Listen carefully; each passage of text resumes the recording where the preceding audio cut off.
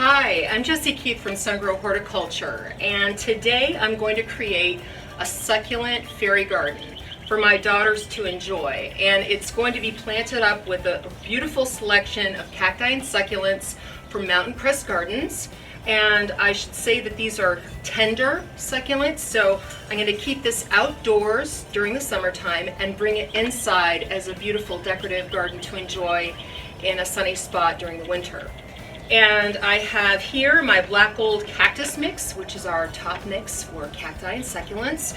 And I'm also going to mix in a little bit of Black Gold Natural and Organic, just for a little bit of added moisture holding capacity, just so I don't have to water it as often, but it will have excellent drainage.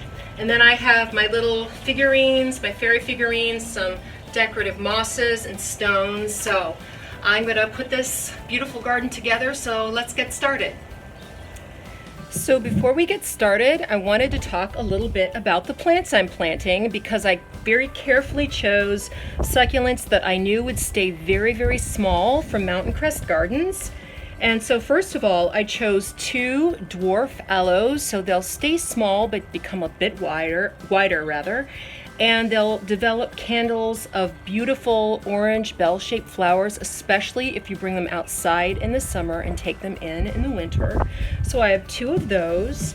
I have a very sweet little Crassula perforata variegata, which is a beautiful little succulent that grows wide but stays low. So it's nice that I have a spacious pot, because some of the succulents I chose, they're not aggressive, but they will become a bit wider with age.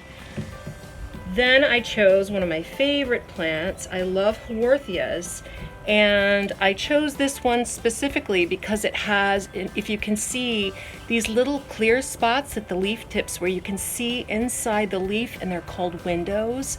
And this one, as you can see, is already flowering. And Haworthias definitely develop little pups on the side and become wider. This is Haworthia retusa variety Fuchsii. I have a couple of cacti, some mammillaria. This is Gracilis, the thimble cactus, Gracilis variety fragilis. And what I love about this is it has only a couple of prickles, and it stays, you can touch it. So it's not one that is gonna harm my daughters, and it develops tiny little yellow flowers. And I have a couple of other things, another Crassula. This is Mesembryanthemoides.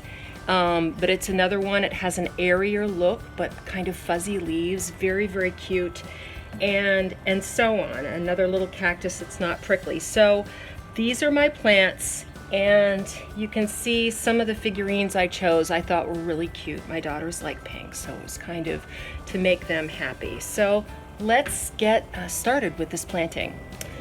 So I should point out that this pot has a hole at the base and is going to have a saucer at the bottom to catch water, so it will drain, but I think it's mostly going to be comprised of Black Gold Cactus mix, just because I want to make sure that the drainage is really good. And you can see when you look at this that this is a really porous potting mix. It's got a lot of I see mica and perlite and all kinds of wonderful things. So excellent drainage there. Let me put a little more in.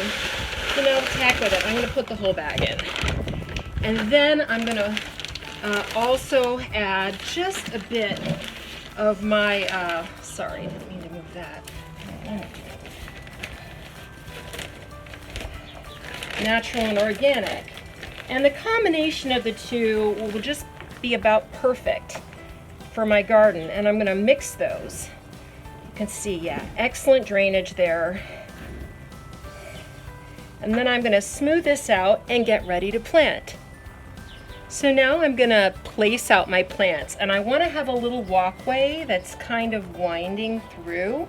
So I'm just going to kind of take my fingers and establish where that's going to be. And then I was thinking that I would want the little house here, and then maybe on each side of the house, one of my blue elves.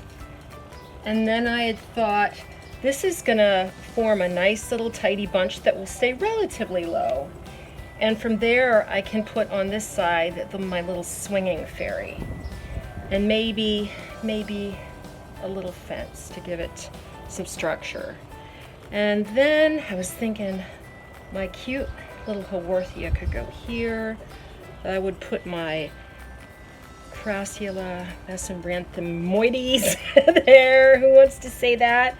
And my little cactus here, and this is another little Crassula. So I think that's about all the space I had. I had another plant, a little succulent, but I don't think I'm going to have space for it. So I'll probably put the other little fairies over here and some of these added bits. So I think I've got it set. So let's get planted.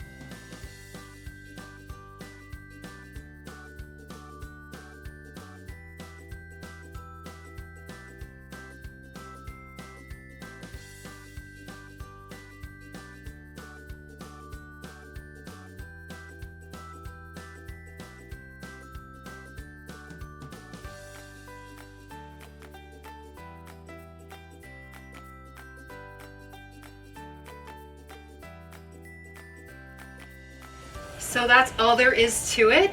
My fairy garden is complete and ready for my daughters to see. So happy gardening and happy succulent fairy garden making.